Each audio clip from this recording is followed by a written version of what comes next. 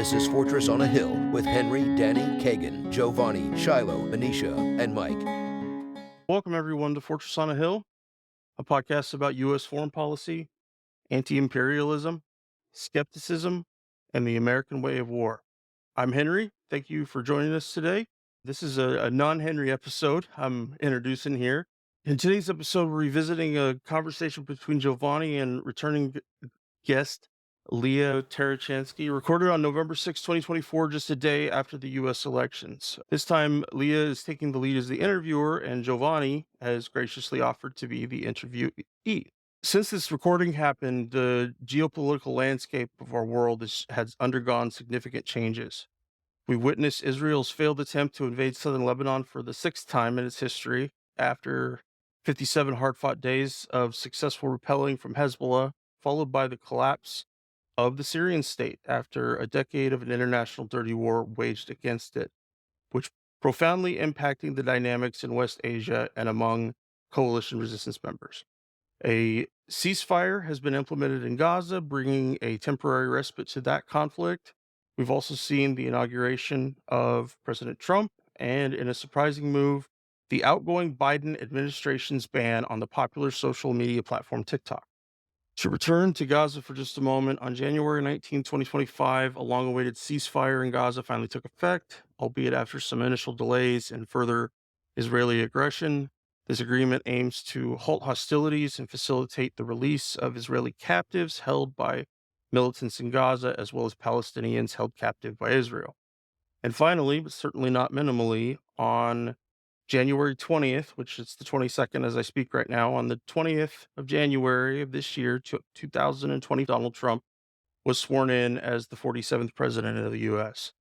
This marked a return to power for Trump, who has promised swift action on various policy fronts, and that is what the news is filled with right now. So I'm sure we'll have more coming out on the podcast on this front in particular in the near future. For a little background on today's episode, in this intimate conversation, Lia delves deep into Jovanni's personal political landscape, exploring the roots of his political consciousness, his profound connection to West Asia, his military background, and the intergenerational dialogue of anti-imperialism he shares with his son. Through a nuanced and personal lens, Jovanni offers insights into how his experiences have shaped his understanding of global political dynamics. Without further ado, let's dive into this interview between Lia and Jovanni. Enjoy. Thanks, folks. Welcome, everyone, to Fortress on the Hill, a podcast about U.S. foreign policy, anti-imperialism, skepticism, and the American way of war. I'm Jovanni, your host. Thank you for being with us today. Today, we're going to do something different. I'm excited to have a special guest with me, returning guest. Lia is an acclaimed journalist and filmmaker known for her compelling narratives on complex issues, particularly surrounding the Israeli-Palestinian conflict. In this episode, Lia will guide our conversation, diving into my thoughts and experiences while exploring her unique insights. As a returning guest, she will bring a wealth of knowledge and perspective that I'm eager to share with you all. So without further ado, let's welcome Lia and see what this conversation will take us to. Lia, how are you today? I'm great. How are you? How about those elections? Yeah. Received them. So for our listeners, today is the day after the American elections. I'm based in Toronto in Canada, where the average Canadian is glued to the television, watching what happens in your country, because of course it impacts us very much. And I guess I just wanted to start with today, and then we're going to go a little bit back in time. Tell me, I know that partisan politics is not exactly your focus when you say that you are a political person, but as an American, how does it feel to now live in the second Trump presidency? There's a lot of mixed feelings with it. I don't support neither of the parties. But we have a two-party system that pretty much they're controlled by the same donors. Not too long ago, the CEO of BlackRock, which is a financial firm here, a global financial firm, openly stated that it doesn't matter who wins, nothing will change for them. And they're supporting both sides, both parties. So at the structural level, things seems to be running the same. At the domestic level, there may be a lot of changes. Most of the people that I talk to that are organized around fear of second Trump presidency with the issues of migrant rights, LGBTQ rights, other marginalized people in the United States. However, Looking at how the Dems behaved the last 4 years, when the students, universities protested the genocide in Palestine, the Dems behaved the same way that they're saying that Trump will behave. The police were sick on them. They were pepper sprayed. They were pushed out of the universities. People were blacklisted in the universities. There were, I personally know people whose children went to university at UT and they graduated. And because they protested, they held their degrees and they were holding on to them because they were arrested in the protests and whatnot. So when it comes to realism, how real things happen in the world, in the United States, when we become a threat to establishments, we become a threat to profits and whatnot.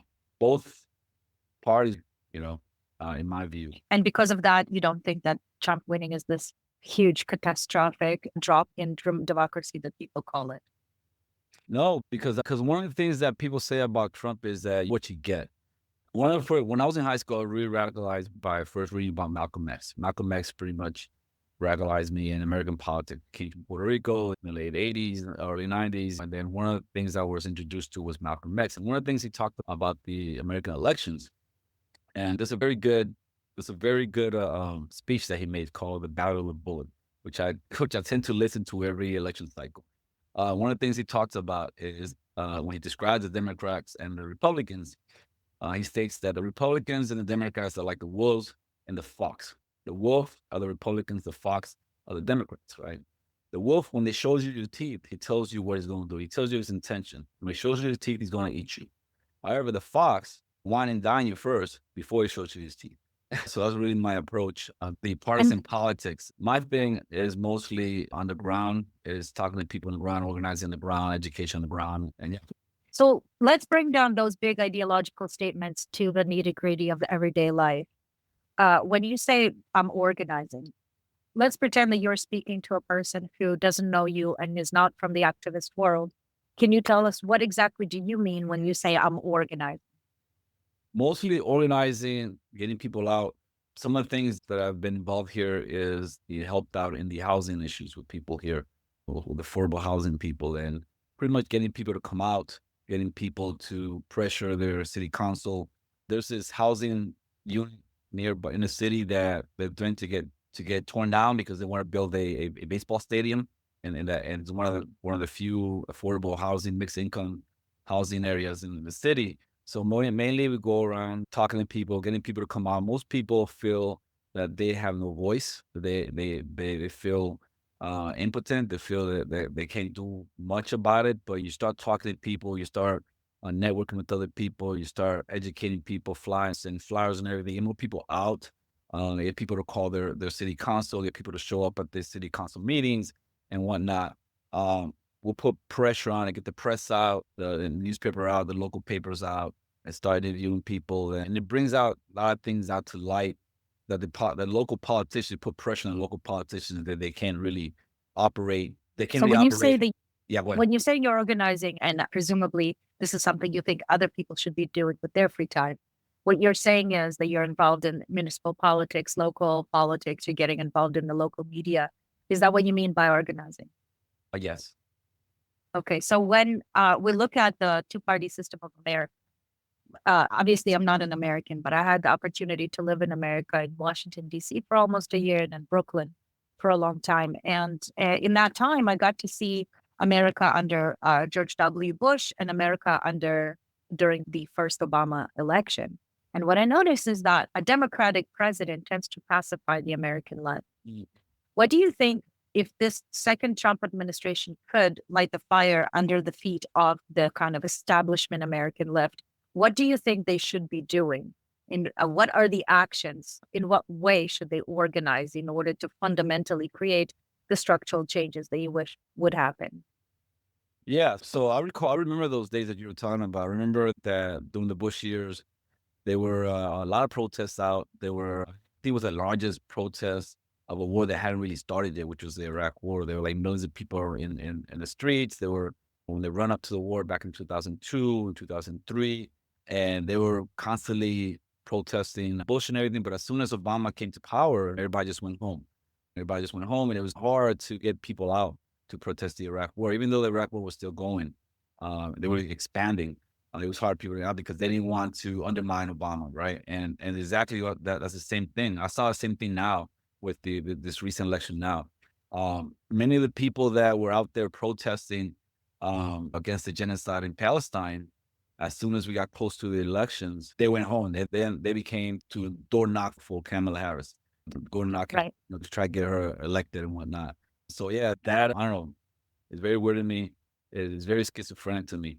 But yeah, you're absolutely right. Usually when there is a Republican in power, people would tend to come out more, be more vocal. I remember when the last Trump presidency was here, when he issued the Muslim ban, I remember people would go into the airport, for example. They invaded the airport and they occupied the airport for a long time here in the city and everything. There were a lot of movements, a lot of action, people in the streets. But yeah, you're absolutely right. And do you feel that those direct actions precipitated fundamental structural change in the country? I don't know, a side of me tells me that the ruling people, the ruling class, just don't really care. They ignore us. They continue doing what they're doing. Because you saw what happened here. Because all this pressure, because coming up to this election, despite hearing that the policies of Palestine and Israel was going to harm the election, they didn't care. They continued going with it. They were told that this policy of just giving open reins to Israel to do whatever it wants is going to harm in their elections. They just didn't do a U-turn. They continue going with it. They hope for the best. It tells me that they just ignore people. But So even if people get organized, it doesn't necessarily mean that they cause change. What kind of change do you think needs to happen for there to be a fundamental restructuring of access to social justice and social securities in the United States? one of the big changes that has to be pushed is the fact that so much money influence our elected leaders, right? And they're beholden more to the donor class than their own constituent. They're willing to sacrifice their constituent in order to not to alienate their donors. So that's one of the big things that needs to happen. There has to be a cap on how much money people could get. And there's always a way to get around it, but that's one of the big things that needs to change. Because like Mitt Romney said, business are people too, or capital is for people as well. So their speech tends to be louder than the speech of the constituents. That's one of the big things that need to change in order for anything else to change. Two, the imperial politics. Most American activists that I speak to don't really think outside of the borders, right? We're talking about how people reacted to Trump in Canada and whatnot. What happens in the United States affects the whole world. The elections in the United States do affect other people. A lot of activists that I speak to tend to not see beyond the borders of the United States. We have to have a more internationalist perspective. Juan Perón in Argentina said that the real politics are international politics. Everything else is administration. So in order to reel in, we have to reel in the imperial structure of this country, right? We have to not spend so much money on the wars and on funding these wars. So reducing the defense budget, restructuring the way elections happen. Anything else that you think People could more actually involved. getting people involved in direct democracy like in Switzerland? You've been interviewing me about my films from Israel and Palestine for about a decade. You and I actually met when I was touring on the side of the road in Texas. And you talked about Israel and Palestine quite a lot today. And I was just wondering, considering what's going on in Bangladesh, but considering what's going on in Saudi and in Sudan and Ukraine, why do you think Israel and Palestine is so central to you? And why do you think Americans have to center it? Why do you think Americans have to care about this particular place and this particular conflict? Because it's for one thing, it's in your face. It's been going on for a long time, for 75 years now, the displacement of these people. And today, it's so gross. This is in your face. It's right in front of you. And it seems that no matter, like you mentioned Bangladesh, like Bangladesh recently, but this particular conflict is so gross, it's so obscene, it's so in your face. And the leadership that we have just straight up lie in front of you in the press conference and openly, they just don't care, very disgracefully, very shamefully. That brings out, that internationalizes this conflict. It's just not in one, it's not. You could argue, but you could argue in the Congo, 6 million people have died in absolutely gross and very brutal ways. 6 million people, right? All the people who died in Palestine put together on all the sides don't amount to 100,000 people. So 6 million died in Congo, and yet why do you think Americans should care about Israel and Palestine as much as you care about it? Going back to how it's in front of you, right now you can open any social media, you see what's happening in Palestine. Most Americans don't see what's happening in the Congo, don't see what's happening in Bangladesh. It's not that it's less, it's just not as in your face as the situation in Palestine it is. So it's the hypocrisy that gets to you. Yeah, the hypocrisy behind it. I see. Yeah. And speaking of hypocrisy, you are born in Puerto Rico. And I think actually, you're born in Brooklyn, I'm so sorry, but you grew up in Puerto Rico, uh, right? I am not an American. I don't know that much about American history, but when I first learned about Puerto Rico, it was one of the most shocking lessons of American history. What do you think Americans should know, the average continental American should know about Puerto Rico? and Puerto Rico is a colony. It's a colony. They had a name change in 1952 to a Commonwealth, but it's still a colony. People say Commonwealth of Puerto Rico, but Australia is a Commonwealth of the UK, and Virginia is also a Commonwealth of Virginia. And Puerto Rico does not look like Virginia, does not look like Australia. So just dress it up with the name Commonwealth, but what it is a colony.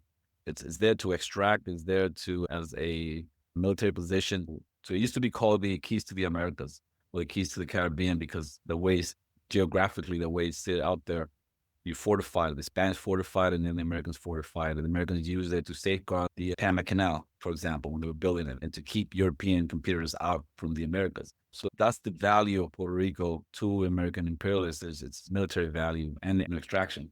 But yeah, it's a colony. And When you're a colony, you always get the short edge of the stick. Is this part of the reason why you're focused on Palestine, because of the colonial connection? yes. Can you elaborate on that? So both Palestine and Puerto Rico similarities. We originally were the British, like colonial outposts for the British, strategic military point for the British to safeguard the canal, and also to have a foot in the Middle East or in West Asia for the British. Puerto Rico is the same way. Because of the geographical situation, it became a funnel to control traffic from Europe into the Americas for the Americans, or before the Spanish, then the Americans. When the Americans were building the canal, it was a safeguard to intercept any type of threat to the canal, particularly in the First World War with the Germans, and then the Second World War and whatnot. So both of them have military strategic points. For the Americans, Puerto Rico was a point to the Americas. They call the Caribbean the Mediterranean of America. From Puerto Rico, they can control the Caribbeans, they control South America, close to South America. From Palestine, the British were able to control the Red Sea, the traffic going in and out through the canal, have a foot in West Asia with all the resources that are in West Asia. So that's the big connection of it. The colonial international trade. That's Correct. very big picture. But in what way specifically did American colonialism impact your life as a Puerto Rican? How did it impact your specific life in Puerto Rico for Puerto Ricans? We have a spiritual connection with the land. We have identity connection with the land. We identify as Puerto Ricans, even though we've been in the American colony for 120 years now. But we still identify as Puerto Rican, and we still have a connection with the rest of America. We feel more in common with our next door neighbor, the Dominican Republic and Cuba, than we do with Anglo America, for example. Culturally. Yeah, culturally, linguistically, historically. And economically, is there any difference between living in Puerto Rico and living in mainland America? Yes. Yes, there's a whole What's lot. the difference? The wages is different in mainland America than it is in Puerto Rico. And it's interesting because Puerto Ricans also pay into Social Security, just like mainland America, but they don't get the full benefits of Social Security like mainland Americans do. Even though Congress ultimately controls Puerto Rico, Congress controls all international territories or overseas territories of the United States, right? So we have the same status as Diego Garcia. Diego Garcia is the island in the Pacific. It doesn't have a population, it's just a military post there. But we're in the same status in the sense that we are overseas territory. And we don't vote for the President of the United States, but we are impacted by decisions that are made here. For example, we get recruited to go to wars as well. Like Puerto Ricans per capita died in the Vietnam War and Korean War than any other ethnic group in the Wow. United States. And when we first met, I remember you were telling me about Puerto Rico, and I was so shocked by the hypocrisy of Puerto Rico being perceived in mainland America as just another state, and yet your experience of moving from Puerto Rico to Texas, you were describing an experience that's very familiar for me, the experience of an immigrant. And I was just wondering if you wanted to talk a little bit about that, because it does seem like the average American does not see Puerto Rico as just another state or just another territory, but it's some kind of like exceptional place where for some reason it's okay that those people don't have the same rights as other Americans. Yeah. Yeah. So the most American, average American don't realize that relationship that Puerto Ricans have with the United States. I still hear people they're asking Puerto Ricans if they have a green card, for example, their own. So, how did you get here? Did you get a visa or not? So we still get comments like that. People don't really understand, don't really know that relationship of Puerto Rico because we're still seen as something foreign. There's a prevailing ignorance, Yeah. And we're seeing it just a paradise, just the like a tourist imagination destination. in the imaginations of most is that we're just all about beaches. That's what it's all about. Beaches, just relaxing in beaches. That's all we do all day. There is that chauvinism on Puerto Ricans. But yeah, so there's differences between the Puerto Rican and population and Palestinian population is the fact we're not receiving the violence that Palestinians are getting right now. We did at one point in the 1950s. We did get the colonial violence. Puerto Rico was bombed by the U.S. Air Force in the 1950s. The town of Panyuyas, we had an uprising then in the 1950s. But today, we don't receive the same violence that the Palestinians are getting. However, there is one of the biggest difference that I've seen with Palestinians between Palestinians and Puerto Rican is that there is a portion of Puerto Ricans have adopted this Americanism identity.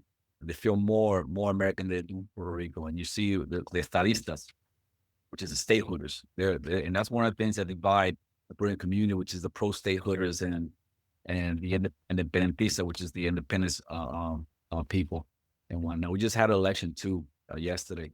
And you can see the stateholders just fly American flags everywhere in Puerto Rico. And they shun this tent. When I was growing up in Puerto Rico, flying the Puerto Rican flag was shunned upon by them because you're seen as a what they call a comunista, a communist. You're seen as a nacionalista, a nationalist, and people will say things like, Puerto Rico can't get independence because then we'll starve if we get independence from the United States, stuff like that. We can't run anything here. We can't even run the post office. If Puerto Rico run the post office, we'll never get packages. Your comments. So if you're not an American imperialist, you're considered a separatist. Yes. And do you come from an imperialist family or a separatist family? No. Or do you not see it as so black and white? So my dad is Dominican, from the Dominican Republic. My dad did survive an American invasion of his country in 1965. So he was a child. He was about 13 years old when the United States invaded the Dominican Republic in 1965. My mom, she's Puerto Rican, and she's from the countryside. And mostly people from the countryside tend to be more attached to Puerto Rico than people from more urban areas and whatnot. Do you see yourself as indigenous to Puerto Rico? I consider myself descendant to indigeneity because we have the disconnect of we have 400 years of colonialism. We have adopted things in our culture, in our language that are indigenous, but most of us don't even know. We have to do the research to know that what we've been saying all these years is actually the origins is indigenous, but we never knew. What we eat today from the people were the indigenous people of Puerto Rico, but we never knew because we weren't really taught that. So this research is going on to recover that identity. But I consider myself a descendant of the Taino people. I'm also a descendant of the Afro people that came to the island as well. You mean the Africans who were enslaved and dragged to the Americas? Yes. When we first met, you told me something that absolutely shook me to the core. When I was asking you and your partner about indigeneity in Puerto Rico, you said, the indigenous people now only live in our genes. Yes. I was wondering if you could elaborate on that. There was a study was done saying that 60% of Puerto Ricans carry the chromosome, the genes of the Taino people. 60%. But the Taino people don't exist in Puerto Rico anymore. Yeah, I guess they exist in us, inside They us. exist in you. Mm. So they were basically genocided. Exactly. Yeah. And their genocide for you, I'm assuming this is part of why you are so personally implicated and implicate yourself in anti-genocidal movements. Yes, that sounds right. Correct. Yeah. So you are an anti-imperialist. You're against indigenous genocide. You grow up reading Malcolm X, and you have this history of enslavement in your family. How do you end up in the American military? But that was in the military. Like I said, my dad came to the United States in the 70s. I think he was like 18 when he came. He was after the revolution in 65. His oldest sister was a domestic at a wealthy family, wealthy Dominican family. And at the time, in the after the revolution, a lot of the wealthy, the bourgeoisie in the Dominican Republic thought that the Dominican Republic would go the way of Cuba. We have a Cuban revolution, and just like Cuban revolution, so many of middle class and wealthy just packed and left, went to New York. And my aunt went with the family. She was a domestic in that family, and they took her to New York. And that was in the late 60s. Then when my aunt got her documents and everything, she facilitated my father to come to the United States. And he's the youngest of his siblings, so it was easier for her to do because he was the youngest. He was in New York in the 70s and did a lot of jobs. He worked at factories. He met my mom. He worked in a taxi. He was a mechanic, etc. He joined the National Guard. Afterwards, moved to Puerto Rico. He was in the National Guard in Puerto Rico for a while. And then he joined active duty. So we ended up going different places. And then we went back to Puerto Rico. And then we went to Virginia. In Virginia, that's one of the things that got me interested in war and conflicts, because when I got to Virginia, it was in 1989. I got to Virginia. And that year, I was living in a military base. And that year was the invasion of Panama. So I got to see all the soldiers leave to Panama, to the invasion of Panama from that base, and then come back. Then 18 months later, that's when the war against Iraq started in 1990. These same soldiers are all left and went to the Gulf and then came back. So that pretty much intrigued me about conflicts and following wars and stuff like that. So ever since that, it pretty much left an impression in me. In Also, my country, in Israel, being part in the military is mandatory. And some people, they decide not to go for political or personal reasons so much that they are willing to go to jail to not go to the Israeli army. But you don't see Palestinians, almost non-existent for Palestinians to join the Israeli army. However, Bedouin in the south of what is today Israel do join the Israeli army to some extent. How do you explain this as a victim of American imperialism, being a Puerto Rico? How do you explain to the rest of the world why victims of American imperialism would then go and join the American imperialist army? that's something that always intrigued me as well, because in the military, I've seen a lot of people that people in the military that I had an instructor at one point. He was Vietnamese. He was one of my instructors. So I've seen a lot of people, I see a lot of Koreans, I see a lot of people that has felt the other end of the muzzle, the other end of the rifle of the American imperialism get destroyed and then join the military. There's a lot of Arabs in the military. I've seen Iraqis join the American military, and the countries got destroyed. So that's something that's always intrigued me. I don't really understand that. You joined. Why Yeah. did you join? I joined because as a teen, I lived in the military base. Most of my friends were soldiers, and that's something everybody did after high school. And you met your partner in the army. Yes. Is she also a child of American soldiers? No, she left. She joined from Puerto Rico. That's the first time leaving Puerto Rico, actually. So she knew she wanted to be part of the army. No, she was in college actually at the time, and then a recruiter came up and sweetened a deal and whatnot, and she was young, and then she just joined the military. Do you see any cultural difference between the American military and the average American citizenry? I do. What is the cultural? I see a sort of caste, a military caste in the United States, and it's an accepted caste because the average American get propagandized on how awesome the military is and how much you have to respect the military. And every football game, parades of jets flying over the stadium, and in every sports arena, military people. So we're given this persona. We're beyond reproach, and then we're just like a super citizen, this image that you have to look at us in awe. So I see this division between the average civilian. The military only makes about 1% of the population of the United States. And there's 320 million people in the United States, only 1% are in the military. So yeah, the majority of Americans are not in the military. And they're fed with this culture, this awesomeness of militarism.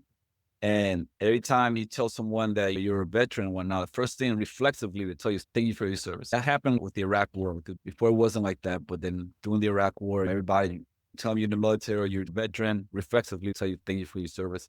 So I see that. Did you serve in Iraq? Did I serve in Iraq? No, I refused. So how does it feel for you to be thanked for your service? It feels weird because I know that I didn't serve. For example, I think about, we'll say, thank you for your service for serving in Iraq. And my thought is, in what way did Iraq threaten you? In what way were your freedoms which freedom did you defend? Or would have been taken away from you if we hadn't invaded Iraq? In the service of what? Yeah, what it was. Yeah. So you said you refused to go to the Iraq War. So what were you doing? Why did you decide to Because refuse? the reason I refused, because when I left the military, I was already What careerist. does that mean? That when you're in the military, you retire with 20 years and you get a pension. I did 12 years. I was already careerist, and I could have just waited out the last 7 years and would have pensioned. And I And your didn't. partner, did she serve in Iraq? No, she only did 3 years. She did 3 years and she got out. And how would you feel if your son decided to go to the American Army? How do I feel? I'll be disappointed. Why? It's the choice you made. Yeah, I'll be disappointed. He has a little bit more education as far as the military than I did. When I joined, we were considered like a peacetime military, and this country's been at war his entire life. And it's funny, I did deploy to Bosnia when the destruction of Yugoslavia, and I was a young man, and our unit was actually the first units that put boots on the ground in Bosnia, in Croatia. And it wasn't until years later that I started reading and analyzing what happened in Yugoslavia, why we're in Yugoslavia. And I feel that most soldiers, most people that join the military don't have the analysis, don't understand what happens. Like I said, they don't know what happens. They don't know what's beyond their borders. Most people, most young kids don't really know. They're sold that you can get ahead, you get college money, you be respected in the community, but instead of church, but it's depoliticized your participation in the military. It's more about you. It's more about your advancement, your career, and stuff like that. Whereas in Israel, I believe, I've never been to Israel, but I believe that the Israeli young soldiers know what they're getting into. They know that their country is in a state of war. The average Israeli, first of all, doesn't think about not going to the army because it's virtually unheard of. At least I grew up in a settlement, every single person went to the army. Not going to the army is considered so radical outside of the norm of society. And you say anybody pulls up social media that can see what's going on in Palestine. You're seeing little bits of what's going on in Gaza and on the West Bank. But when you grow up in Israel, you don't see anything at all. And the soldiers who perpetrate war crimes don't tend to talk about those things. It's considered taboo. So every generation of soldiers thinks that they're going out there to defend from this like sea of hostile enemies. And, you know, the average person, at least my age, grew up during the Second Intifada when a lot of people were getting blown up at cafes and killed on the bus. And terrorism was a very big part of daily violence for us. And so it became like, of course, I'm going to grow up and I'm going to go defend my homeland against these people who are trying to kill us. And once they get trained and they get the weapons and they learn how to use them and they get sent, it takes years before they actually understand, oh God, we are the aggressors. And that's only if they understand that. Most people finish the army, they do horrific things and they try to never think about it again. And it takes a total fundamental, foundational disruption for a person to understand that actually we're not the victims, or we're not just the victims of this reality, we're also its co-creators. And I'm wondering, like right now, during the George W. Bush years, the war in Iraq and Afghanistan was such a central part of American politics. What wars are you fighting right now? War in Palestine right now is an American war. The war in Ukraine right now is an American war. It's a Western war, at least. You mentioned the conflict in Congo, for example. A lot of those militias are getting support from the West. What's happening in the Congo, right? And I think you also know that Israel also supports a lot of the militias and whatnot in Africa as well. On both sides. Yeah, on both sides, yes. So all these wars, and then you have the buildup of hostility in Taiwan now. Taiwan is being armed up to the teeth now. It's a focal point now. It's a tinderbox for conflict there as well. So all these wars, see what happened is with the Iraq war, it was a show of force. It wasn't about Iraq. It was a show of force to show the awesomeness of the American military. That was the idea. And the way it was to establish dominance, as the Israeli army calls it. Yeah, and they call it here the full spectrum dominance. The Americans wanted to do full spectrum dominance of air, land, sea, space, outer space, cyber, and all that. They wanted to show the awesomeness of the American military. And then the fact that the planes hit the towers, felt that was a humiliation that was seen as the United States had a show that could never happen again. It was like slave time. If there was a slave that rebelled against the plantation owner and stuff like that, he was made an example of, right? All the other slaves had to come out and have to view and have to witness the punishment of this particular slave and to punish him in some gruesome way. And so everyone could see, so no one could dare do that again. And that was the thing about the U.S. military when they invaded Iraq and Afghanistan. And in both situations, they were defeated. They were defeated in Afghanistan for 20 years, and they were defeated in Iraq as well, the military, right? So after that, Obama came with the policy of leading from behind. No longer would the American people tolerate boots on the ground and having all these casualties come in boxes and stuff like that with the media and stuff like that. So now we sacrifice other people. So you do proxy wars. So right now you want to attack Russia. But we don't want to attack Russia in front to attack Russia. So we use Ukraine to attack Russia. We want to attack China, but we won't engage in China. We use Taiwan to attack China, stuff like that. So and then we'll send, there's assets, because there is military assets in Israel right now, special forces people, and they're using Crete to supply the Israeli army and stuff like that. But you won't see a big bulk of military people, boots on the ground for a long time, because the American people won't support having their young kids coming back in boxes because of the Iraq war and the Afghanistan war. If Kamala was to win the presidency, being a woman, first and foremost, she would have had to illustrate to her opponents that she is a militaristically minded person who is willing to do whatever it takes to drag America out of its global reputation now as a has-been. And of course, it's not a very big leap to know that if she was elected, she would have had to start at least some kind of a war, most likely in the Middle East, or significantly increase American presence, let's say in Palestine or Lebanon or in Taiwan. Considering she didn't win the election, what do you think a Trump presidency, what kind of effect do you think it's going to have on American global imperialism? I think there's very little change. The United States right now, with one of the changes that could happen with Trump, the defunding of and the closing out of the war in Ukraine. There could be a possibility of a political settlement there, and that could come to a close. Either a frozen conflict would just come to a close. Right now, the Democrats wasn't allowing, and the British wasn't allowing for the violence in Ukraine and between Ukraine and Russia to stop, because their idea was to weaken Russia. That's what they wanted, weaken Russia, and they were willing to sacrifice whole lots of Ukrainians. I think Trump can de-escalate, has the potential to de-escalate the situation in Ukraine. But with the situation in West Asia is a little bit different, because one of the constituents of the Trump administration are evangelical Christians as well. And the evangelical Christians in the United States have this personal attachment to, or this emotional attachment to Israel. And that's one of the huge constituents. Religious attachment. And also here in the United States, we've been enculturated to always give Israel the benefit of the doubt, and we're attached to the Holocaust and all that. And then Iran's this big boogeyman that wants to kill us all. I think with that situation, and the United States has been resistant, because I know that's one of the policies of Benjamin Netanyahu, to draw in the West, the United States, in to confront Iran for a long time. That's been one of the policies, to try to draw in, to take Iran out as a competitor or as a threat to Israel, a dominance in the area. And when Biden sent all those warships to the Mediterranean and stuff like that, but they've been resistant. Kamala probably, depending how the situation with Iran goes down. I know Iran's talking about reacting to the recent bombings, that the recent incursion that Israel conducted, I think it was 1st of October. They're talking about retaliating. Depending on what goes down, there would have been a possibility that Kamala would have outright boots on the ground. It depends how much of a threat Israel finds itself with the Iranian retaliation, I believe. But there is boots on the ground. But it sounds like, in a zero-sum way of thinking, your understanding is that a Trump presidency is actually good for reducing American imperialism globally.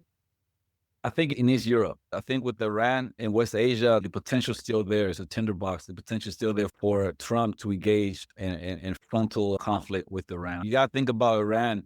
Trump assassinated one of the top generals, General Soleimani, right? It was because of Iranian restraint that we didn't go into an actual conflict with Iran. They retaliated to a couple of American bases in Iraq, and that's it. That was it. But it was a huge thing, assassinating the top general, right? It could have been a potential war with Iran.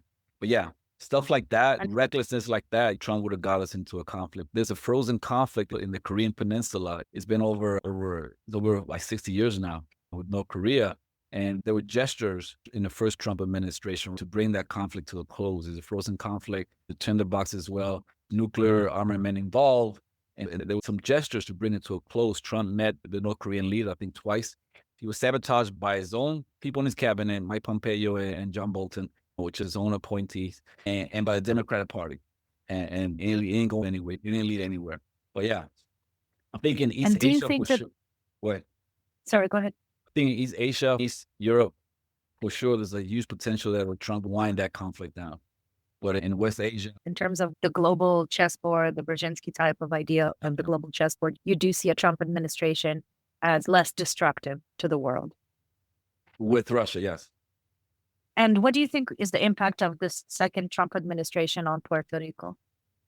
If you recall, Puerto Rico right now is we've lost about 500,000 people in the last 10 to 20 years to migration to the United States because of the economic depression in Puerto Rico, right? But you go to, last time I was in Puerto Rico, you see a lot of dilapidated buildings. Even though they're trying to restore it for tourism and whatnot, but you see a lot of empty buildings. You see a lot of people leaving the island because of the economic hardship. But at the same time, you see a lot of Americans, wealthy Americans, moving into Puerto Rico, buying up buildings, buying up stuff like that. And it's just speculating in capital and stuff like that over there. The Bitcoin people going over there and whatnot. And we had, during the Trump era, we had Hurricane Maria, which was a devastating hurricane. We haven't had a hurricane like that since 1901, 1903, something like that, right? Which is Hurricane San Siriaco. And it's estimated about 3,000 people perished in that hurricane, Puerto Ricans and whatnot. And what was he was president at the time. What was his reaction? Yeah, his response was very delayed, very mild. There were people that went through a whole year without power, without electrical power. The aid trickled after he got pressured to put aid. And one of his comments was, because at the same time, there was a hurricane here in Texas as well. I think it was Harvey or something like that. And he said that Harvey was a more priority because they voted for him and not Puerto Ricans. That's one of the things that he said openly. And also we have the Jones Act.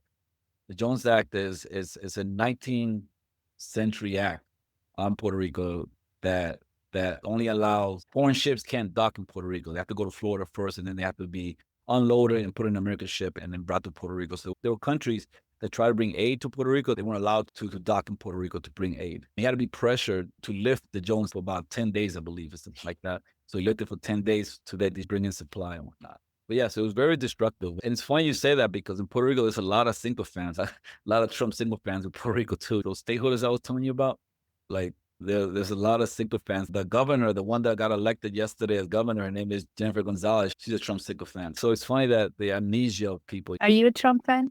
I don't know. So what I'm asking that facetiously because I feel that in my circle of friends, I can't talk about what my feelings on Trump because obviously I see him as a buffoon, I see him as a sexist, I see him as a racist, or at least he acts in ways that support racism and sexism. But as a person who is an Israeli and pro-Palestinian to that extent that I've dedicated my life to ending Israeli colonialism, I do see that Trump would be less destructive to us than Kamala, even though I have a lot of empathy for his antisocial policies in America. I'm so terrified of yet another American war in the Middle East because every American little political game costs the Middle East hundreds of thousands of people. And yet here you are, a man of the left, a man who has read all the ideological forefathers that a self-respecting leftist should read. Here you are saying basically that even from inside America, that you see things in a similar way. And I teach some university courses, and my students don't read those texts. They don't do the research. They don't get inspired. They maybe watch a biographical movie about MLK, but they would never sit down and read the biography of Malcolm X as written by Alex Haley, for example. Like, there's a real bend in the new generation, an anti-ideological bend, a desire to dismiss those big ideological struggles of Marxism, Leninism, socialism, capitalism, because in this late stage capitalist, postmodern world that we live in, it doesn't even matter. Has your son read the books that you read? And if he has, what kind of conversations do you have at home about the political ideologies that drive your political dedications? No, he hasn't, unfortunately. I try to get him to read certain books, and it's very hard, like you said, because there's so much that his kids do, and there's so much influence that there is out there. He's more of the TikTok generation, where most of his information comes from TikTok. Unfortunately, and going back to the generation you're talking about, that generation is very impatient. It takes a lot of patience to sit down and read a book from cover to cover. It takes a lot of dedication to do that and discipline to do that. We have a generation that's like a microwave generation. Everything has to be instant gratification. It's hard for people to sit down and absorb all of that. So a quick fix is a biographical movie or a TikTok video. And that seems to be exactly the story for a lot of these young people. Let's operate with that. Let's say you are teaching a course to this new generation. What do you think, in a TikToky way, what do you think would be the legacy of someone like Malcolm X or Fred Hampton? What do you think they would say? What would you think Assata Shakur want to say? What would be the people who really form your ideological positions that moved you to dedicate your entire adult life to political organizing? What do you think those great thinkers, what would be their legacy? What would you say is the essence, the distilled version of their message to the young generation, to your son? It will have, from an educational perspective, in order and to instill that, I think it has to be brought into in a conversational way. Bring those young people you're talking about in a conversational way, and have them participate in their own learning or their own exploration. Ask more of a Socratic questionings and try. I don't know, Leah. It's just difficult. Yeah, it's tough. We deal with it constantly. How do you keep attention? I find that, to me, I don't see the new generation as being impatient. What I see is that the new generation doesn't see the reason for why they should do this. Like for me, I was picking up those books because I felt at their age that I was being lied to, that my world was not the real world, that I was being represented the world through a set of ideologies that are not true. And when I started to pick at that, a lot of the foundations for what I thought was true started to fall apart. And that was so unnerving. I had to find my own answers. Whereas the new generation grows up in a world where there's truth and there's not truth, there's half truths, and it's a post-factual world. It doesn't really matter. Yeah, it doesn't matter if what you grew up believing is true or not true, because nothing really matters. And they don't see the real reason for why they should educate themselves outside of whatever degree is going to give them a job that's going to pay for their bills. What is, for a lot of my students, and of course, my students are just as curious as we were at their age. They're just as motivated to make the world a better place as we were at their age, but they don't see the point of why they should sit down and read some guy who wrote some stuff about stuff that's no longer relevant to their lives 50 years ago. So who do you think are the thinkers of today that young people could read that would make sense to their lives today? Who do you go to when you try to understand what's going on today? I go to old texts. I read, for example, when it comes to Latin America, I read Italiano. We wrote about Latin America, the La Venas Abiertas de America Latina, the open bases of Latin America. I read Fidel's writings to the old texts. I'm starting to read I just started to read Ilium Papre by Israel. And have you had a chance to read Ta-Nehisi Coates' new book about Palestine? No, but I saw the whole controversy about it, so I'm curious. Have you? I haven't read the book, but I heard him talk about it in various lengthy interviews, especially one made by Trevor Noah. Very good interview, because Trevor Noah actually let them speak and actually asked them questions that motivate him to speak about what he wrote about and why. And yeah, Alice Walker has done this in the past. Angelo Davis has done this in the past. And here, that Ta-Nehisi Coates, very incredible writer, thinker, connects the apartheid of America to apartheid in Israel, Palestine, in a way that I think it's very necessary, and speaks from a very personal place as a Black American, what it's like to experience apartheid that's so visibly violent. Here in Canada, we have, you might call the OG apartheid, the apartheid that informed the South African apartheid and later the Israeli apartheid when it comes to the dual system There's the set of laws that apply to Canadian citizens, and then there's the set of laws known as the Indian Act and other legal structures that apply to the Native Americans. And they're two different legal systems that, by and large, has been incredibly destructive and genocidal to the Indigenous people.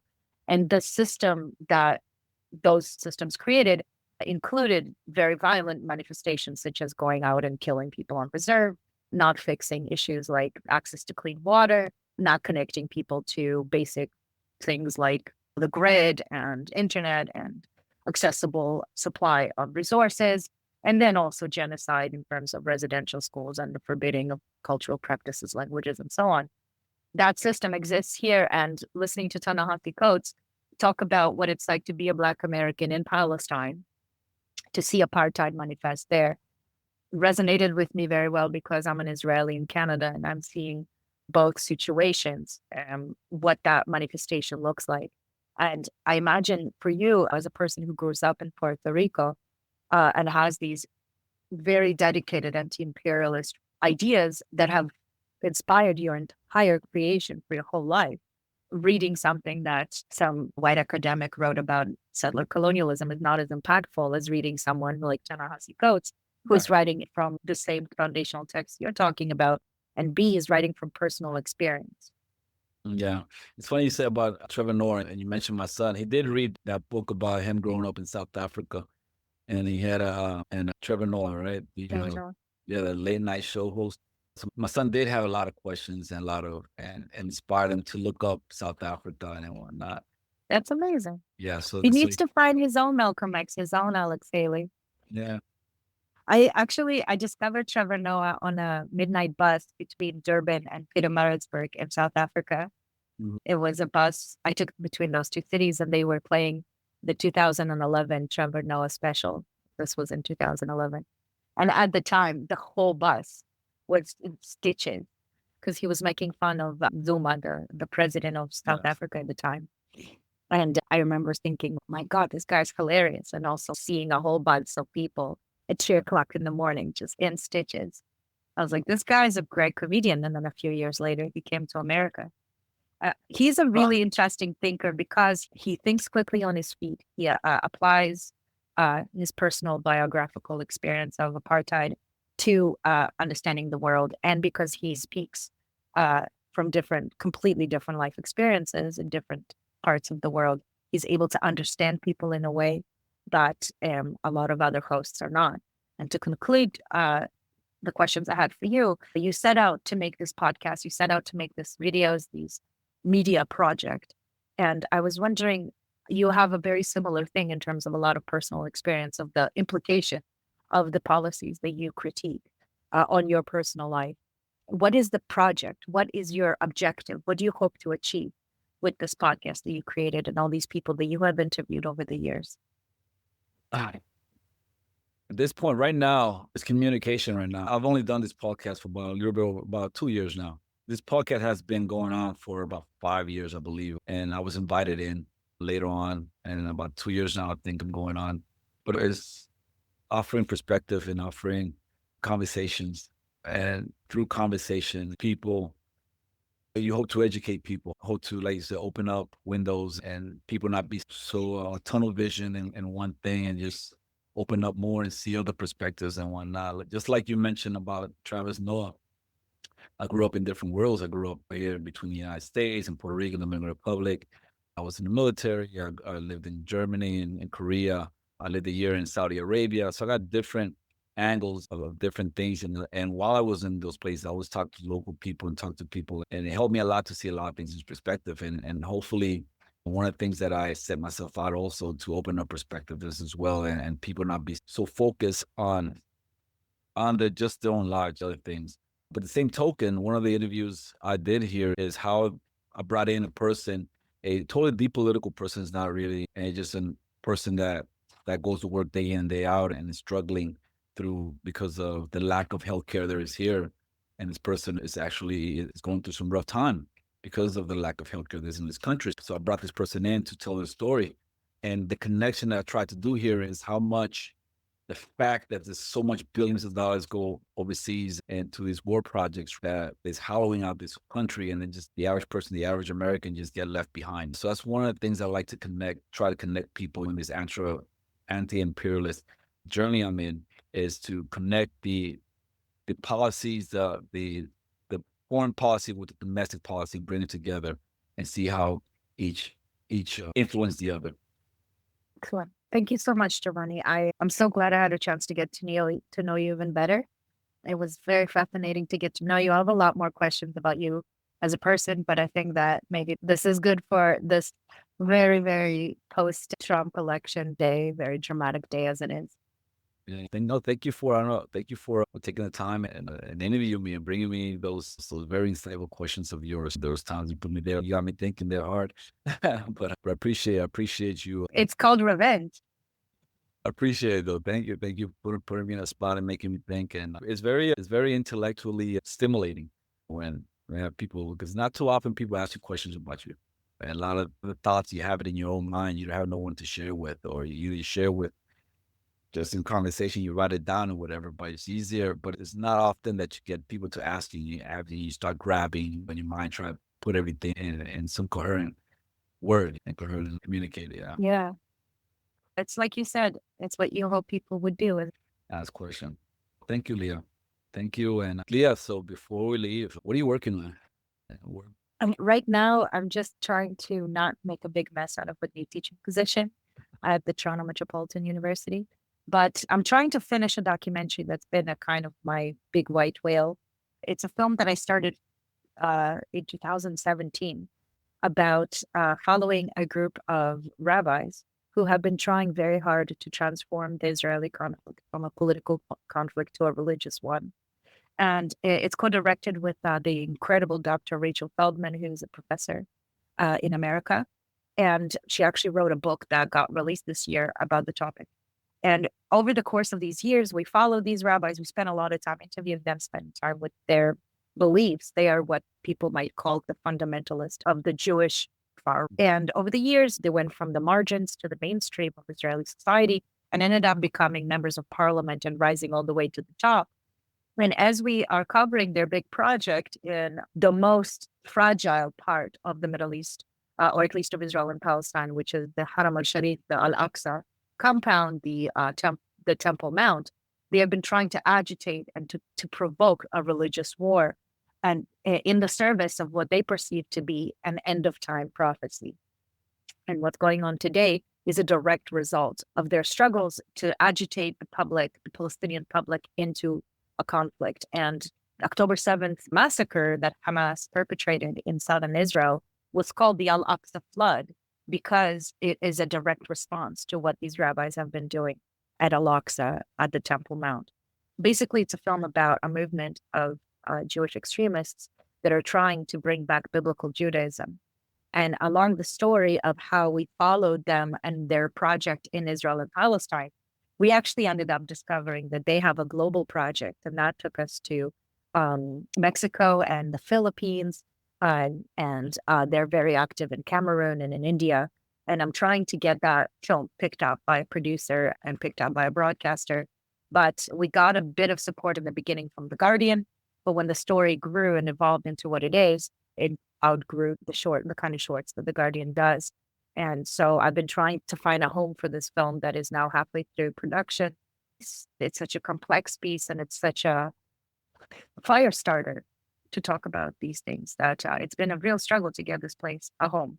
To supplement that, I've been working on a very cute project, a very small film with the co-director Mary Bunch about these two elderly women in Quebec in Canada who are spending their retirement as former elementary school teachers planting 10,000 trees.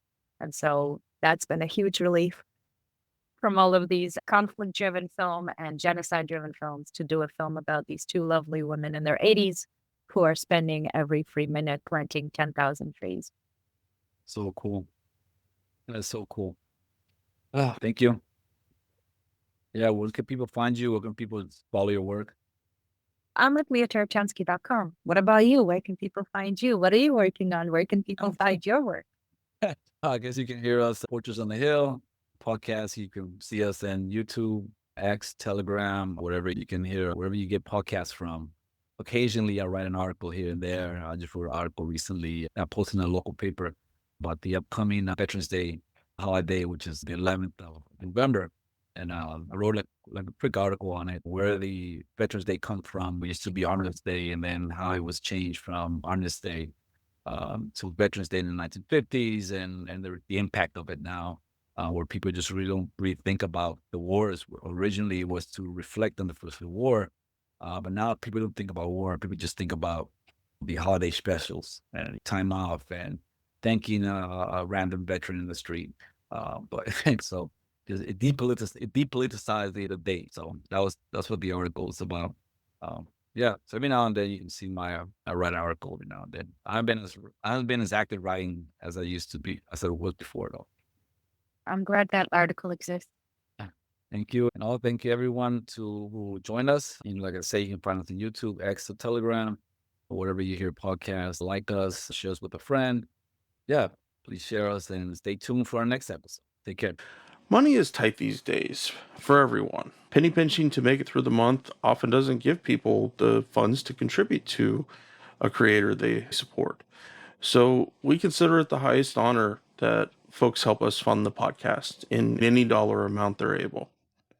Patreons is the main place to do that. In addition, any support we receive makes sure we can continue to provide our main episodes free for everyone. And for supporters who can donate $10 a month or more, they will be listed right here as an honorary producer, like these fine folks: Fahim's Everyone Dream, Eric Phillips, Paul Appel, Julie Dupree, Thomas Benson, Janet Hansen, Ren Jacob, and Helgeberg.